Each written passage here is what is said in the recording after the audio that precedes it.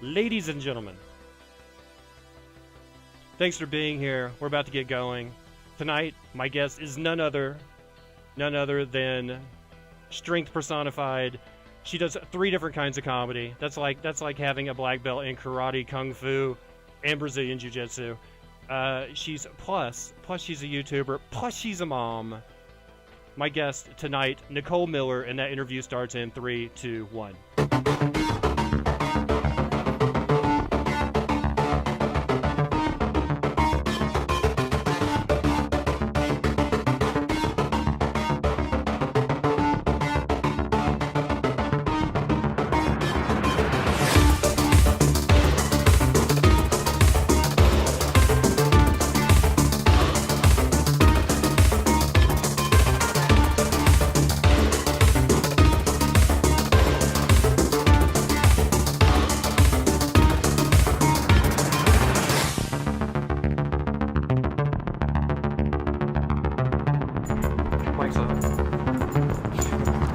Start shit with that. Come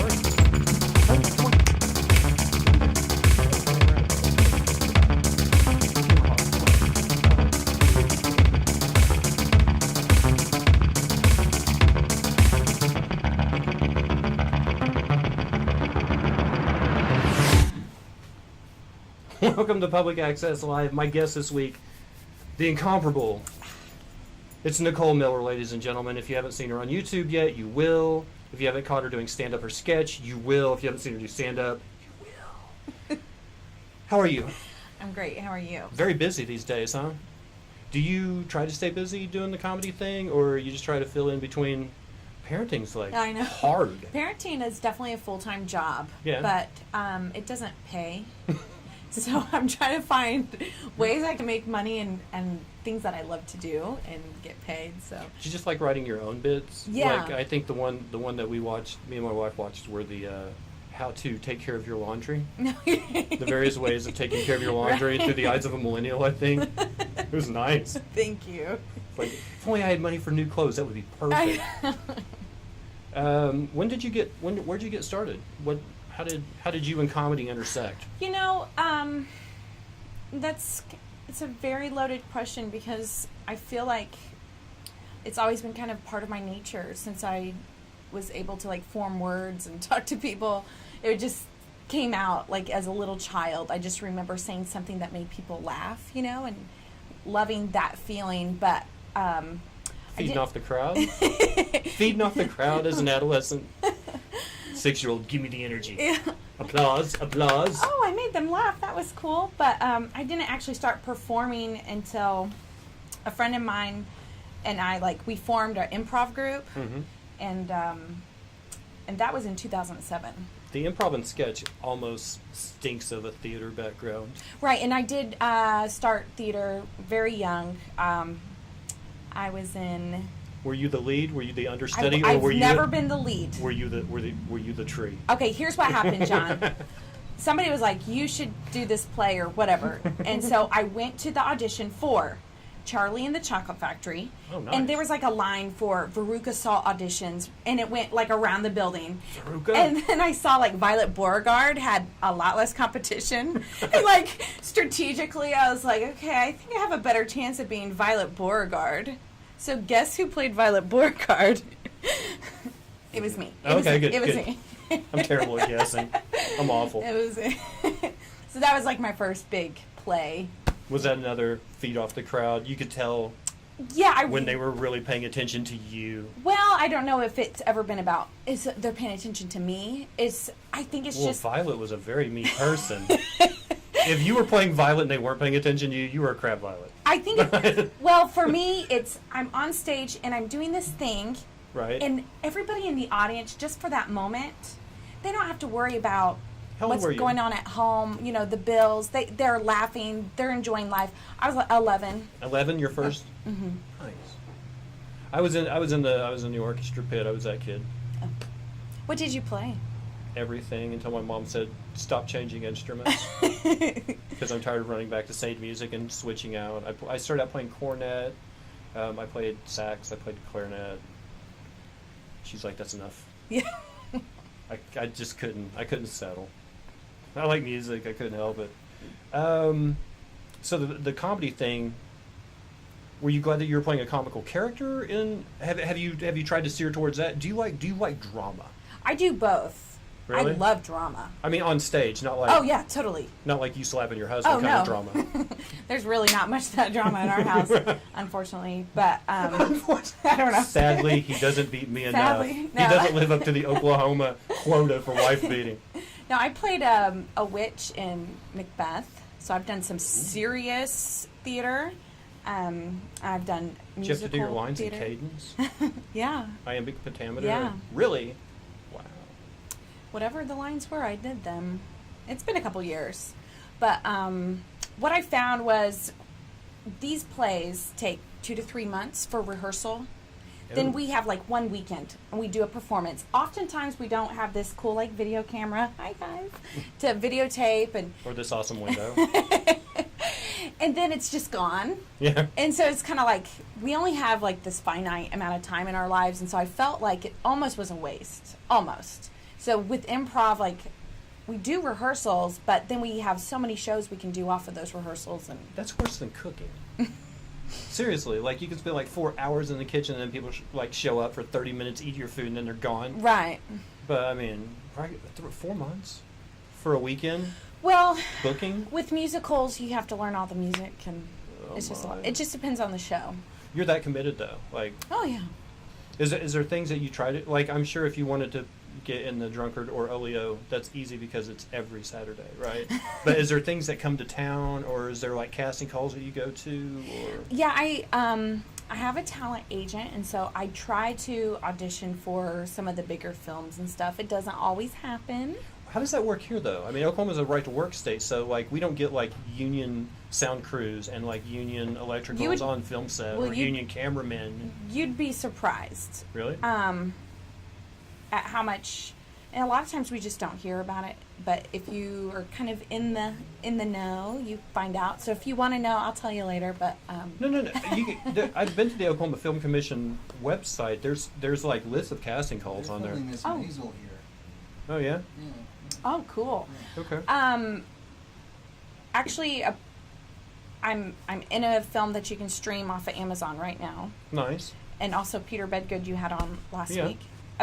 Films come through all the time, and they film here. Right. Some of them are set here. Yeah. Every so often we get a good one. By the way, Outsiders Part 2. Come on. I know, that'd be great. Rob Lowe, hello. Miss Miller, what is the worst part you have ever played? Thank you so much. Oh, what's the worst part? Yes, what is the worst part you have ever played? Let me think. Wife. No. That's really hard to think. What's the worst part? I started to do things just for money, and I found that that's the worst. That's the worst. I have to actually kind of want to be there. The worst part I ever played was a home production of The Underappreciated Son and The Overbearing Father. It played for 40 years. It's still going on, as a matter of fact.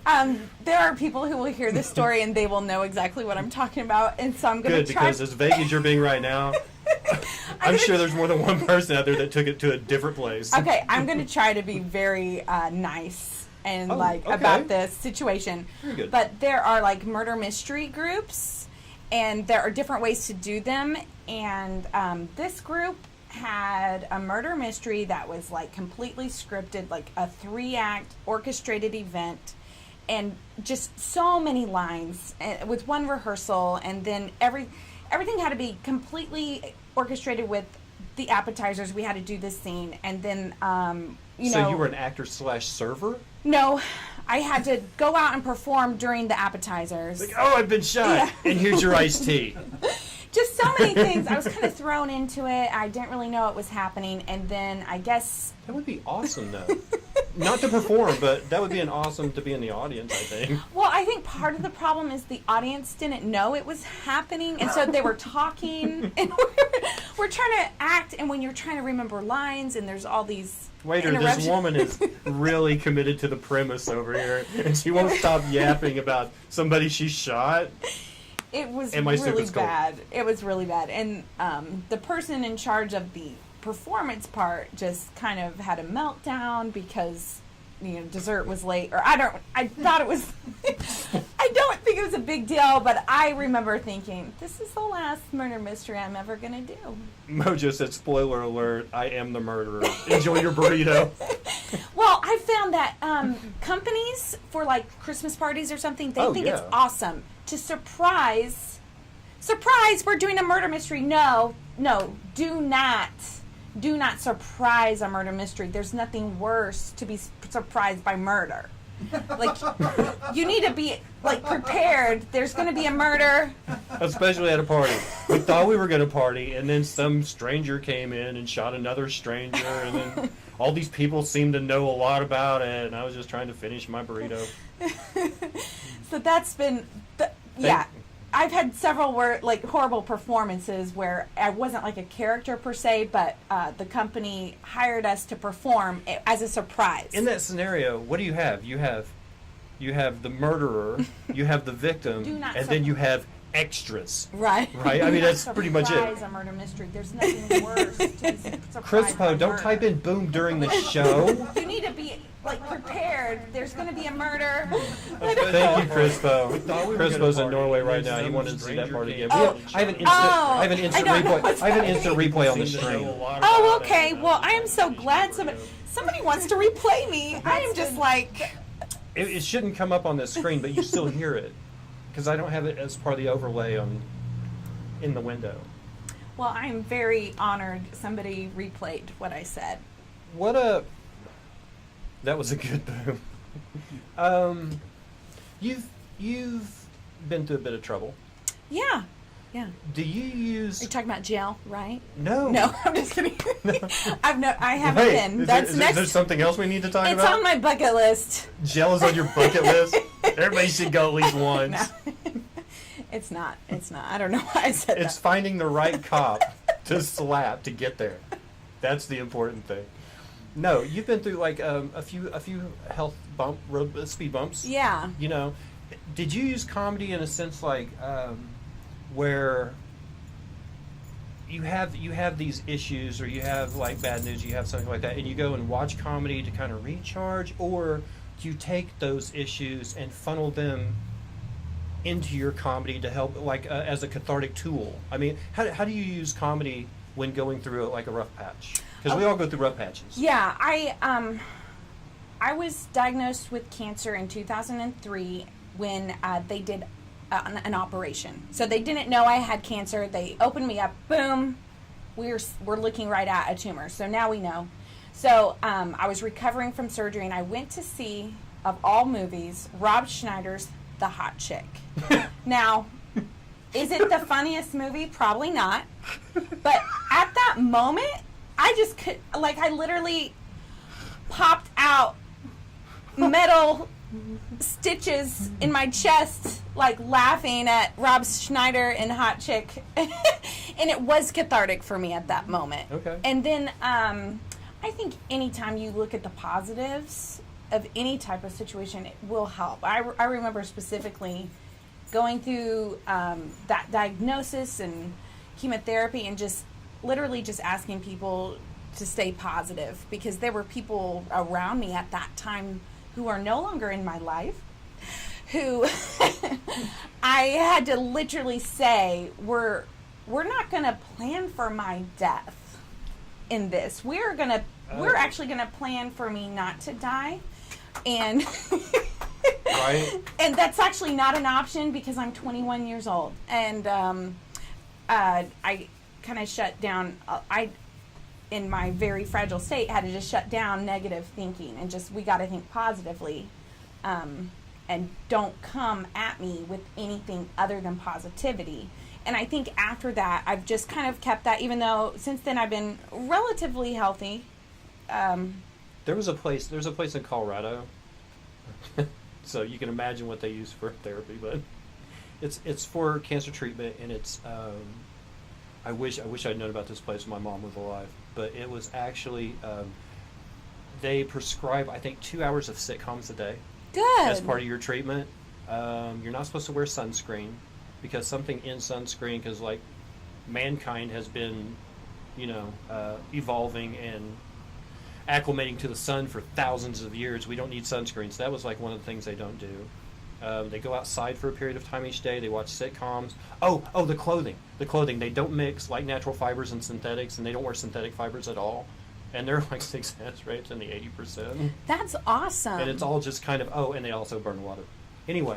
Well, I wonder what is in sunscreen. Now I'm going to have to Google that. But I imagine like just the rays, is it vitamin D or something from the sun? That makes you feel better? And I was shocked that part of the regimen was 2 hours of sitcoms a day. Well, laughter's 10 times more effective than it'd have to be like I want The League. Morphine. I want Always Sunny. I want Wilfred.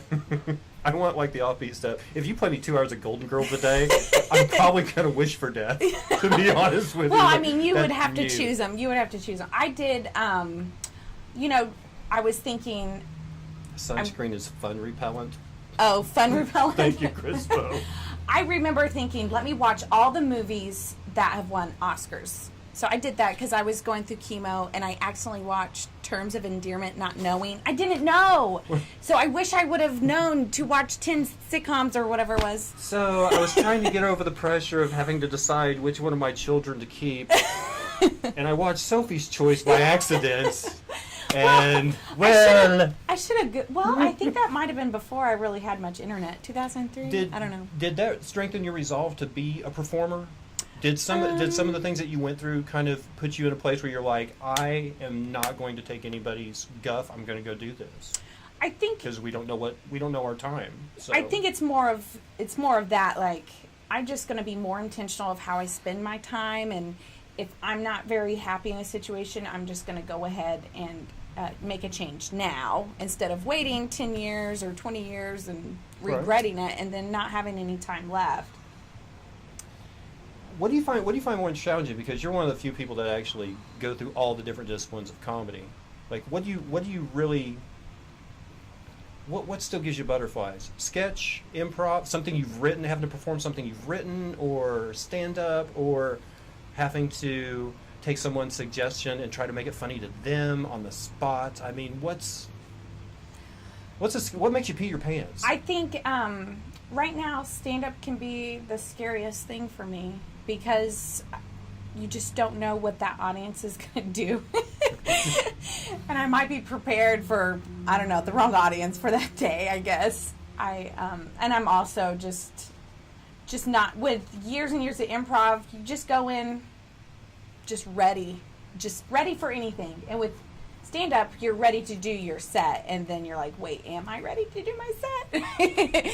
How long do you think doing improv before you're comfortable going? Like, Jeff's been doing it for long enough that you could throw any idea at him, and he's, through experience over time, has an idea of how he's going to perform that idea. Like, how much time do you think it takes a good improv performer to reach a level of confidence in their art? It might be a personal thing. I think I was doing it about 2 or 3 years before I stopped getting so anxious and nervous before every show, and really felt like maybe I was doing something that people liked to watch. Which branch of comedy has the worst hecklers? That's a question. Well, I think they're a little more forgiving in improv, right? Well, in improv, you're actually asking more, I think, than in stand-up. Usually, the improv I've seen, because you're asking in short form, you're asking every 5 minutes or so, asking for a suggestion, and so in the wrong situation, you could have somebody super drunk and crazy screaming stuff out. We asked Jeff, and he danced around it a little bit. But do you think there are people that do improv that make it seem like they're taking random suggestions, but they funnel the suggestion like, somebody give me an occupation that works with water, and somebody's like, firefighter, and they're like, no, it's like plumber, that's a good one, but they've already thought out a bit about a plumber. You know what I mean? Okay.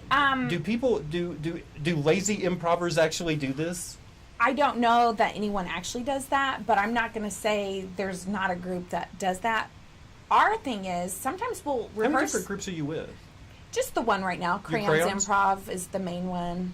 I mean, every once in a while, I might just do a random show here or there where it's not like a group. It's What's the other ones? Blue Dome? Blue Dome Social Club. Yeah.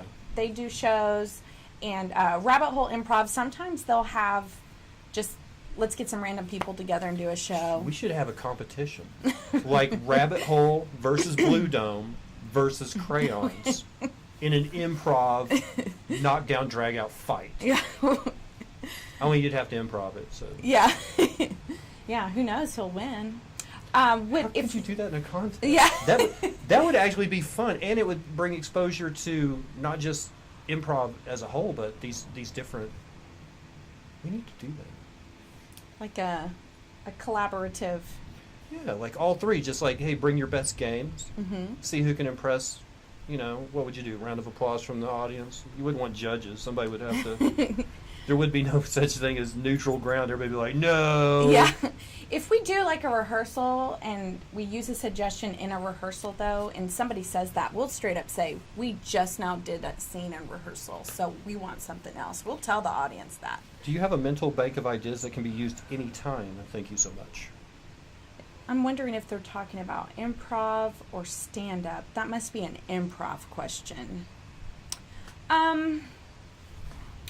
Do you ever, because some audiences, did you ever work at the Parlor? Yeah. Okay, so 10 people, not real vocal. Some of them are just getting in and out of the rain. Bought a ticket just, Right. They had nowhere else to go. We were doing shows in there, but some of the improv, like, they were like, give us an occupation. And, like, nobody would speak up. Do you? Do you offer an idea based on something you're like, well, I'd like to work this out, so let's go ahead and help them with an idea? I don't know that that's improv, but... Oh, you're right, it wouldn't be. Okay, that'd be sketch. All right, we're going to improv a sketch comedy group. But, I think we've just been so lucky that people don't like that awkward silence. Maybe somebody else in the group will say something I wasn't expecting. It's always going to be something somebody wasn't expecting. I do have a character that comes up in improv, which I don't know of any other improv group that does that, where... A reoccurring character? A reoccurring character, because improv is supposed to lead to sketch, according to Second City, where I've studied. Have you really? Yeah, in Chicago. Yeah. Hey, guess what? We were going to go this way with the conversation, but no. We're going to keep going. We're going to... Yeah, so right. I used to, write things down. When was this? I went a couple of times. 2016 was the last time I was there, so it's time for me to go again. And they just have, a immersive where you can do level 1 improv. You can't do level 2 before level 1. Right. So they don't care how many years you've been doing it, start at level 1. So I need to go back and do all of them. Wow. Yeah. Is it like once a year, kind of just walk on? I'm sure they offer it all sorts of times. It's... Do you ever have a chance to nerd out on anything? Just improv. You know what, maybe get involved in, do your kids like comic book movies or Fortnite, or do you have a chance to get involved in maybe something they knew? Because there's a point where you're just it's not about me anymore. Right. Because they're taking up all my time. Right. They do love Pokemon, and I don't understand it, and I'm trying to. The movie was amazing. Did you see it? No. The movie was so good. My wife's taking me to see Endgame tomorrow. Everybody else is like, can we finally talk about the movie? I still haven't seen it yet, guys. I haven't seen it. Zip it. I haven't seen that. They're way into that, so I try to stay up on Marvel. Okay. As so much as all your money's going to Disney too these days. Yes, we'll probably get, Disney's going to do the streaming, like Netflix, Disney Netflix. I don't know what they're calling it. We'll probably get that. Oh my god. I'm just trying to think I of watch what else. reruns of That's So Raven and Even Stevens. I'm trying to think what my kids watched when they were first, because I never watched Disney. Yeah. I watched Nickelodeon, I think, when I was a kid, but I never watched Disney Channel until I had kids. And then it was they run a program for a year, and then it's all right, you're starting to get pimples, kid. Move. I know. Bring on the younger one. They have their drug addiction. Let's get somebody else addicted. My kids watch a lot of YouTube, though. Really? They do. They love it. Like what? I try not to know their names, and when I try to guess, they're like, "That's not it. That's not what their name is." So My kids watched a tall guy named Dennis. okay, He was part of a group called the Pals. Can't get any more vague than that. Oh, you know Dennis from the Pals, right? And they're like, no. No one knows this except my 2 kids. my little 3-year-old will watch guys fishing, just random dudes fishing. So I don't know what the names are. But. Well, most 3-year-olds are into Bassmasters. I mean, that's kind of a thing. Bassmasters. Yeah, Bassmasters. I know, it's a show. I get it. Did you, what, coming to and from Chicago, any would you like to do a little name dropping? Any people you might have bumped into who we might have heard of? I did not. I mean, a Murray brother, perhaps? I did go out to eat with Stephen Castillo, who's now Right. Tulsa famous. I don't know if anybody else knows him. He writes for a little SNL. show called Saturday Night Live. Oh, yeah. But at the time, he wasn't. And we went to see Improvised Shakespeare, which is a group that they'll get the title of a pot, like it could have been a Shakespearean play, and then they improvise Act 1, Act 2, Act 3, all in iambic pentameter while wearing these fluffy kind of Shakespearean clothes. So we enjoyed it, but the whole time somebody had mentioned, you should have been here last week because Patrick Stewart stopped by and just hopped in the show, and so it was an amazing show, but that whole time it's like, oh. And then of course we went to Second City show, and somebody said, you should have been here last month, Tom Hanks just popped in, and so we saw these amazing shows. Another but Chicago guy. yeah, but nobody famous. See, my girlfriend in high school, 30 years ago, my girlfriend in high school, her and her best friend took acting lessons from the Cusack's mom. Because the John and Joan Cusack's parents had an acting school, and like all the kids acted. So that was like the closest I ever came. Other than people going, "You look like Bill Murray," and I'm like, "You're full of, you son of a-" I mean, lucky my daughter's here. What you've kind of upped your game on social media lately, haven't you? I mean, you've really stepped. There's like I try. You have your own like comedian Facebook page, Right. Is there a NicoleMiller.com? Not yet. Okay. It's in the works. And you have your YouTube channel. I've got my YouTube. Are you doing just like little 2 to 3 minute, just single sketches? Or are you putting together like blocks or? I don't really know what the future holds. I know Nicole Miller's show. That's what the future holds. Taking over. What, you kidding me? It started here. Remember this. Crispo and Fax and Mojo. You saw her here first. I am, like, my goal is a sketch a week. And I Okay. didn't really have, like, a time frame for those, like, duration, like 2 to 5 minutes.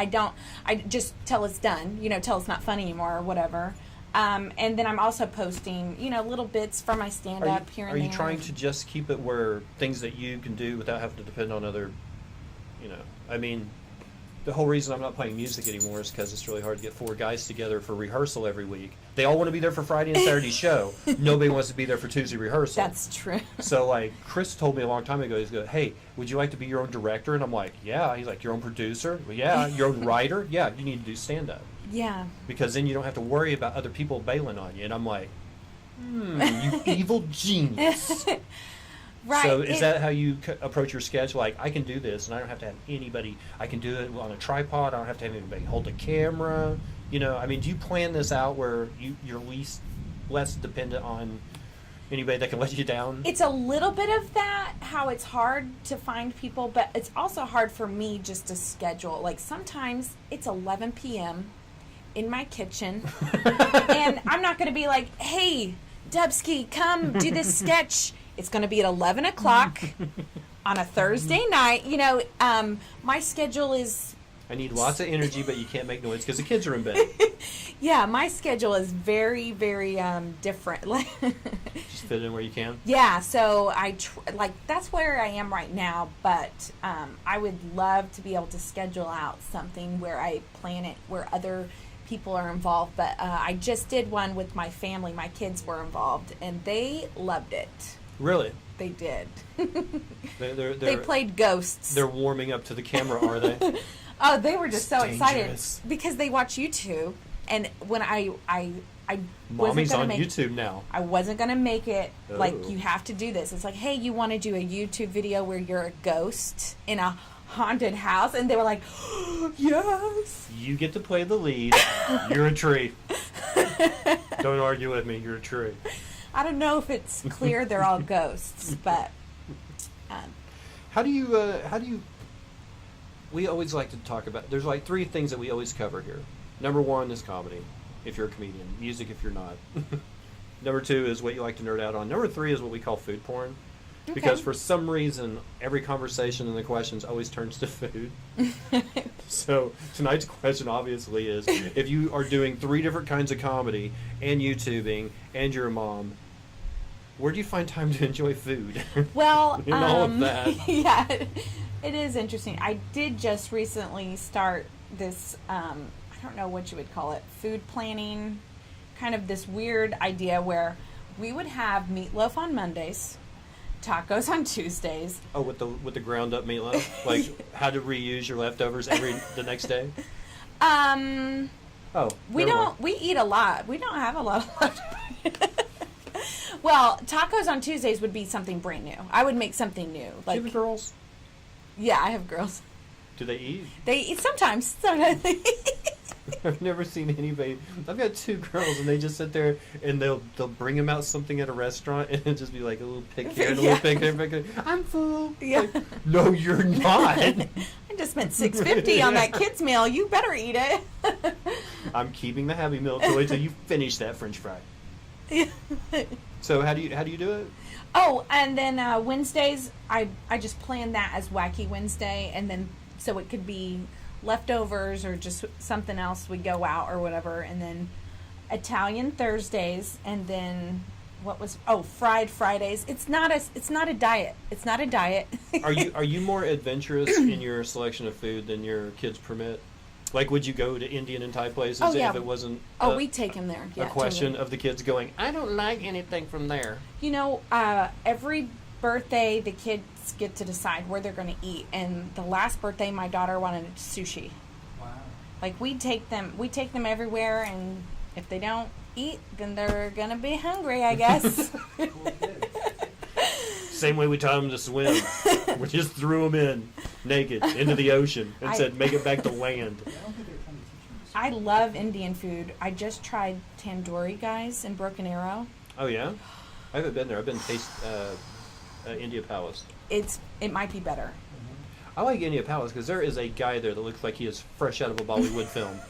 Roland. Roland, yes. He's tall, has this sweeping, bushy, Omar Sharif-esque mustache.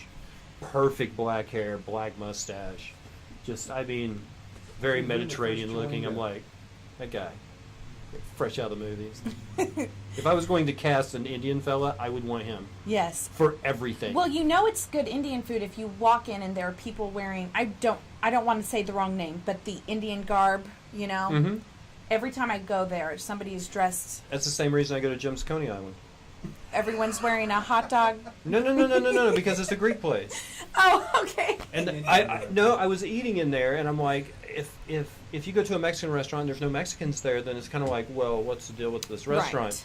But I was the first or second time I was in Jim's Coney Island. I'm just there for a gyro, and the lady in front of me is like, I want gyro on pita, and it was like, a little Greek woman here. This is my spot. This is my spot.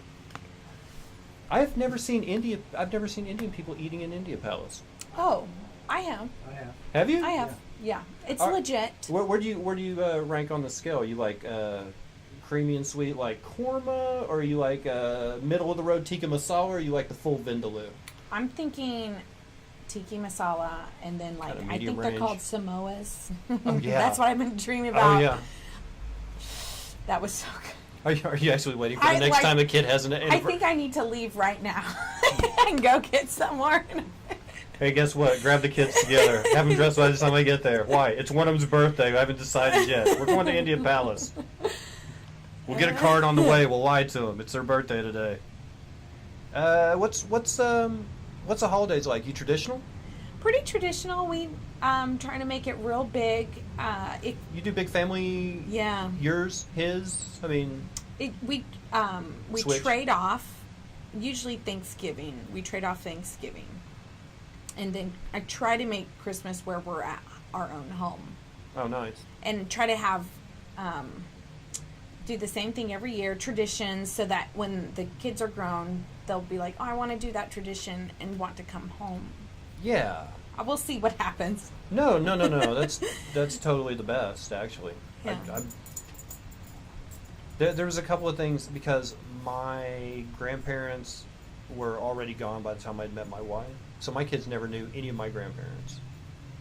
And they only knew my mom for a little while. So we're trying to get them, oh, this is what my mom used to make every year on the holidays, and this is the way she makes the turkey, and, that kind of stuff.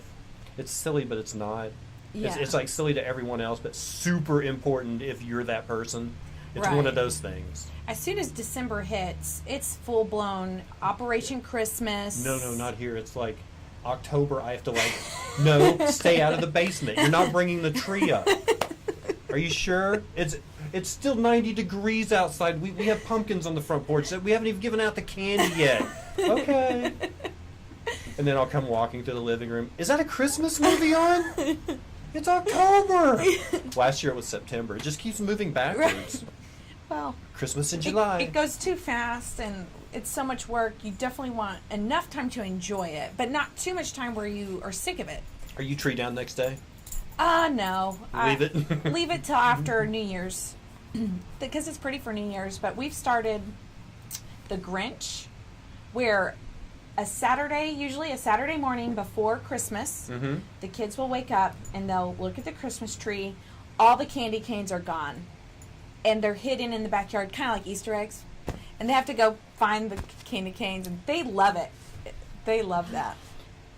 Miss Miller, what would be the go-to number one improv tip that all of us should know? That all of us should know? Yeah. If you... All I really want is, if you could take all of your expertise in improv and condense it into one sentence, it'd be, learn the rest of... Yeah. I think everybody, no matter what you are doing for your day job, or if you're not quite there yet, if you're in school for something, I think everybody should take at least one improv class. So that's a good tip. Go take a class. If you're an improviser right now and you're doing improv, I would say just don't give up. I know what they're wanting me to say, but I'm not going to say it. What do they want you to say? I'm not going to say it. Improv does get kind of a bad rap. Yeah, I think what happens... Oh, you do stand-up? Wow. Yeah. I do sketch. Really? Like SNL? Wow, I do improv. Really? Yeah, I think what happens is you go to one improv show that really didn't work for whatever reason, and then you think that's all of improv, and it really doesn't have to be like that. Every audience suggestion was Donald Trump. The show didn't go well at all. Give me an occupation. Donald Trump. Doesn't really work. Okay. Just give me a location. Trump. No. You guys Trump aren't. Tower. You guys aren't. Everybody automatically thinks Trump is funny. Right. No. Right. That's hard when your audience tries to be funny. Or very obscure. They don't. Who hit boom? Crispo. One improv show that really. Can I join the For podcast? whatever reason. And then you think that's Well, all it's of going on improv. right now, Thunder. It Yes. really doesn't have Do you have to a be question like for that. Miss Nicole Miller? She's a sketch stand-up The show didn't go well and at all. Improv comic. Give me an occupation. Donald Trump. Cameras, quit typing in boom. Okay, just give me a location. Oh my Trump. gosh! No, I told you guys Monday aren't. who you are. You're those dim. Have you ever had to pick up one of your children's friends for any reason? Like, hey, could you go over and pick up so and so and bring him back over here? And I'm you actually get not positive. and you get the kid in the car, and they're one of these kids that has to play with the windows or Oh, or the yes. radio, or they're just clicking switches all the time. That's Crispo and cameras. Well, that's me. They That's just me. come in my channel every day and just click click click click click click. Damn kids, get off my lawn. Okay, a couple of things. Number one, this is how we usually wrap up. Number one, it's Plug Fest. Anything you got, Okay. shine. All right, guys. And then we end with an improv game. Try to find my YouTube channel, Nicole Miller Comedy. And if you're local, we have a improv show in Broken Arrow every second Friday for Crayons Improv. You can like They just Crayons Improv on Facebook. they just come in my I channel actually every day. don't know just of a like, stand-up show that I'm on that's like anytime soon. So off my follow lawn. my Facebook page, okay. Nicole Miller Comedy. I Couple of put all my things. stuff Number one, out this is there how we usually wrap up. for Number one, stand-up plug fest. as well. Anything you I got, think that's about it. shine. All right, guys. And then we end with an improv game. Try to find my YouTube channel. Nicole They just Miller won't Comedy. stop. They won't. They're my favorite kids. Let's see. So Nicole can empathize with us. She's on our side. No, she's not, Cam. She's not on your side. She's on my side. She's right here in front of the window with me. Let's see. Oh, I guess. I don't know. This is nice. I guess you don't know. Oh, Laxative. This is Nicole Miller. She's a Tulsa comedian. Let's see. Okay. We get to end with an improv game. Okay. I used to be on News Junkie, and we did this to people in the audience. We would have them come on stage, and then me and Jeff and Tom King and whoever else was on the show, Ryan Green, we would all each try to figure out the person's name, where they're from, and a secret that nobody knows about them. So on the end of our show, we've kind of twisted a little bit, and if you have seen yourself for the first time today, what do you think your name is? What do you look? What do you think you look like? I always go for a Because I get asked this a lot. a Veronica. I don't know. A Veronica. Okay. That's the easiest we've got an answer out of anyone. I've been doing this for like 4 episodes now, and everybody's like, "What do you mean?" They want you to explain everything instead of just going, "Dave. I'm a Dave. Look at me. I'm Dave." Okay. Where do you think Veronica's from? She's from the East Coast. Veronica from the She's- East Coast. She's pretty savvy. You want to narrow it down a little bit? You want to give me a state, maybe? I'm bad at geography. I'll just say New York, even though I don't sound like it. Veronica from New York. She must be improv. All improv people are nice. There you go, Aw. Exit. Okay. Thank you. So Veronica from New England. The third and final question. Yes. What is a secret that no one knows about Veronica from New And England? she killed a man. Just that quick. Yep. What did he do? What was his crime? I have to know now.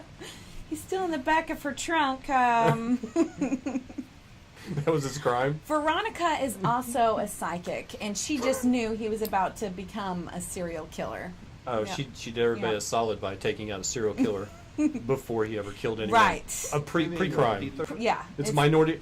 Is that the boom replay again? Dexter Yes. Report, a is the Dexter secret Minority that Report. no one I don't knows know. about Veronica from New England. She killed a man. Just that quick. You guys cannot keep off the boom button. All right, guys. What did he do? A few things. Thank What you was so much, his Nicole. Yeah, First no of all, problem. I have Thanks to know for having me. a few things. First of all, next week we will have a show. Isaac Whitty will be the guest. He's been on Letterman. He's been on Conan. He's going to be on Public Access Live. So that's next week. There will not be a show after the interview's over.